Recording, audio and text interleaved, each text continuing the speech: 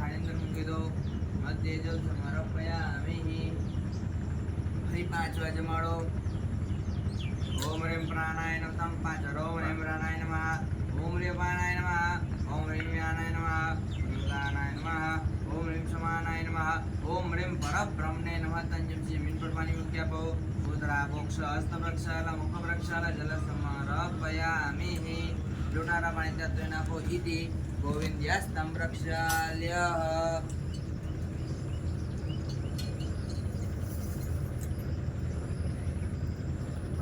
પાણી ચમચી પકડવાની. વિષ્ણુ ભગવાન નામે જોવાનું. જમનાથ જમનાથથી પાણી ચમચી જમનાથ બધું ચમચીથી જ કરવાનું. ના ચમચી ડાયરેક્ટ. હા ભગવાન ભાઈ વિષ્ણુ ભગવાન નામે જોવાનું. વિષ્ણુ ભગવાનને કહેવાનું કે ભગવાન મેં મારાથી તમારી પૂજા કરી છે. ભગવાન મારો રાજીવથી મારી પૂજા સ્વીકાર કરજો. મારાથી જાણતા અજાણતા જે કંઈક પાપો થયા હોય મને બધા પાપીઓનીમાંથી મુક્ત કરજો. આ પૂજા કર્યા પછી ભવિષ્યમાં બી કોઈ પિતૃ પાછળ બીજી કોઈ પૂજા વિધિ કરવાનો વારો ના આવે એવા આશીર્વાદ મને મારા પરિવારને આપજો. ભગવાનના ભગવાન પાણી મૂકી દો. વિષ્ણુ પાણી ભગવાન વિષ્ણવે નમઃ. ફરી પાછી પાણી ચમચી ભગવાન જે હેતુથી આવ્યા છે સ્મરણ કરાવવાનું. પાણી પકડો.